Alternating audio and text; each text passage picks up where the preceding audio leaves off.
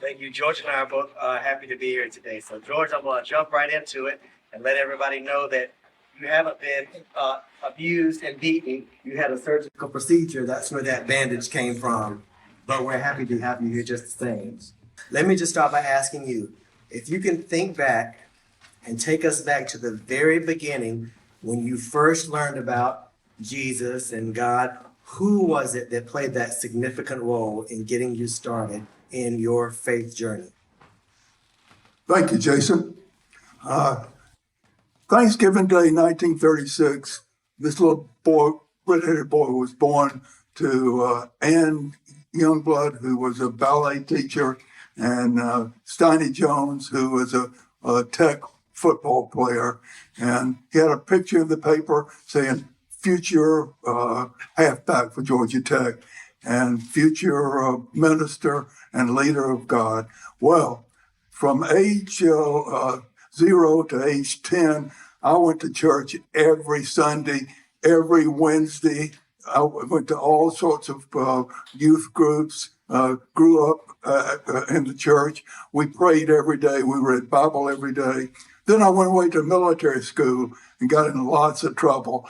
But the school that I went to, Georgia Military Academy, now Woodward, we had chapel every day. We read the Bible. I had friends who we would discuss Christ and if Christ really existed or not.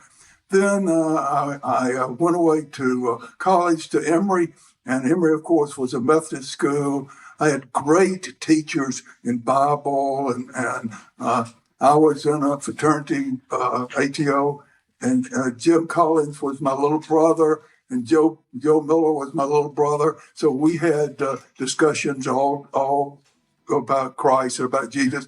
We went to church every Sunday. We went to youth groups every Wednesday. We would have prayer together. We would swim together. We would pray prior to swimming. If we were going to meet, we would always ask God to help us. Then I went to Grady as a doctor and saw lots of suffering. And I wondered, well, how could God let people suffer like this? But I had a roommate who said there was a reason for suffering. I never understood it. But then I went away to the Mayo Clinic and I saw these people with just terrible illnesses. And I said, how can God do it? And I wondered if my faith was enough to really face some of them.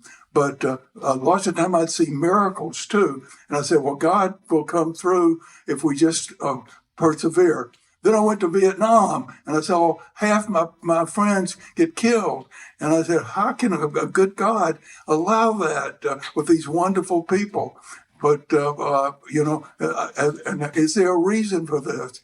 Well, then I came back and I thought I should be a missionary. So I went over to visit Albert Schweitzer and wondered if I could join, with him. But then I said, I don't think I can live this way, and my wife couldn't live this way. So we came back to Emory again.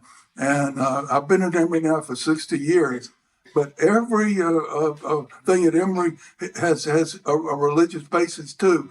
And in my life, and I'm 86 years old, I have never missed a church service. I've always attended everything that traditional religion would have.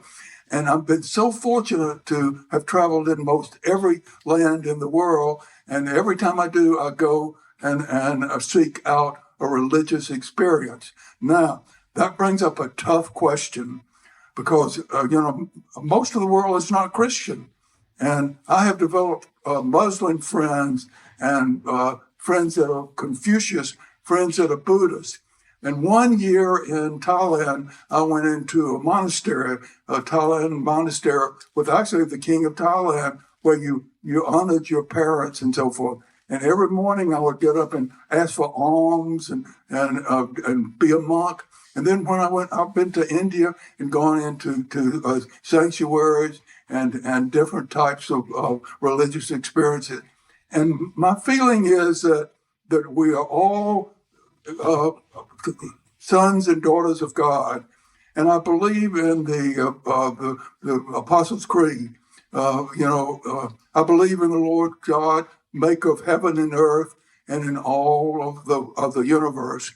But I also believe that my God follows a Christian path for me, because I was born in the Western civilization, and I am Christian. I will be Christian.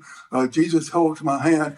But my good friends that are Muslim, that are Confucius, that are Taoists, that are Buddhists, God holds their hands too. And so one day we might all meet spiritually, and I don't know how that will be. Well, I've had friends that would say, study Goethe, study Schilling, study Schweitzer, and some way you'll get the answer to this. I have not found the answer, but I believe that God is universal. I believe in God, the Father Almighty, maker of heaven and earth, and in Jesus Christ, his only Son. I believe that he was born of the Virgin Mary, suffered under Pontius Pilate, was crucified and dead, and raised from the dead.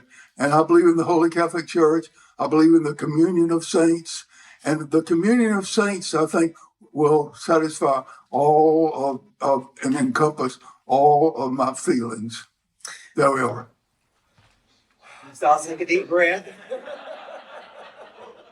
So you're a physician. You still practice and see patients every day. I do. You mentioned earlier at the very beginning of your medical career that it was hard for you to see people suffering. So, and it's still hard. Can you think of any obstacles that you have wrestled with in your personal life or professional life that you've encountered as you've pursued a relationship with Christ?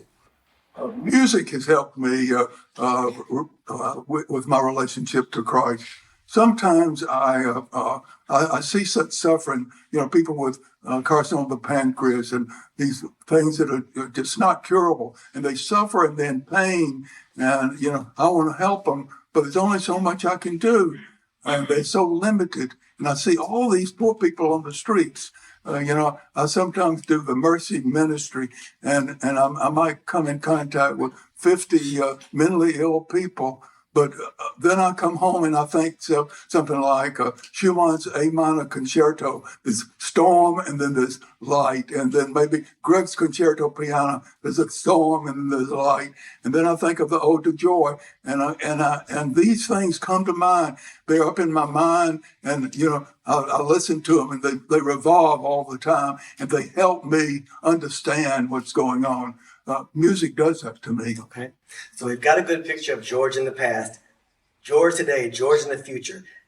Tell us how your faith journey has evolved and made you who you are today.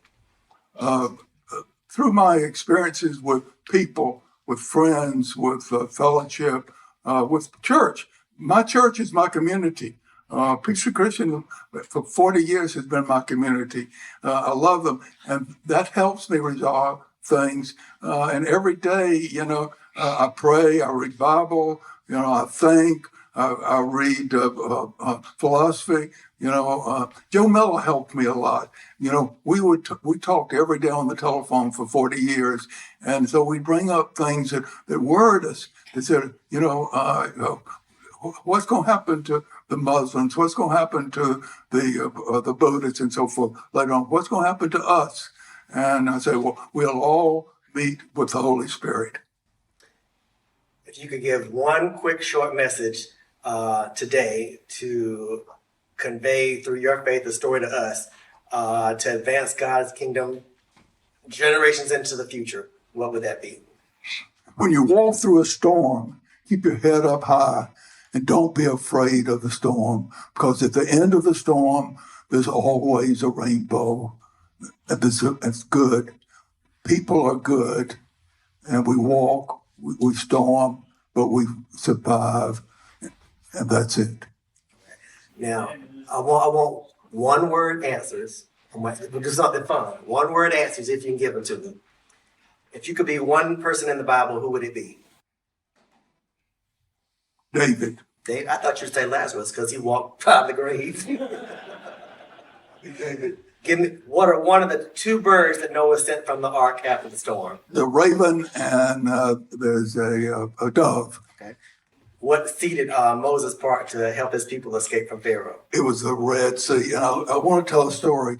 I used to go to Israel pretty often, and every morning I'd stay in a monastery, and I'd get up every morning at 5 o'clock and take my Bible and walk the Via Dolorosa and stop at each 14 stops and read. I'd go up to the Mount of Olives. I'd come down and see Mary Magdalene's Mary's house. And then one year I was able to be the Pope's doctor because my friend at the Mayo Clinic became ill, who was his doctor. And so we went to the Red Sea with him, Pope John Paul. And I said, John Paul, can you open the sea and walk through it? He said, we can walk through it, but we can't open the sea. Okay, so you doctored on the Pope. In I Jesus, didn't really doctor him. He had bad Parkinsonism, and he couldn't speak good English, and I couldn't speak any Italian or Polish. So, I'd hold his hand. okay. If you were 3 days. what was the biggest health problem in Jesus' day? I don't really know, but I would guess. Malaria has to be, because malaria is always the biggest thing in all our civilization. All right, last question. If the Holy Supper was today in Atlanta, Georgia, would we be at Colonnade or Mary Mac's? I've been calling that. Colonnade. I need both of them.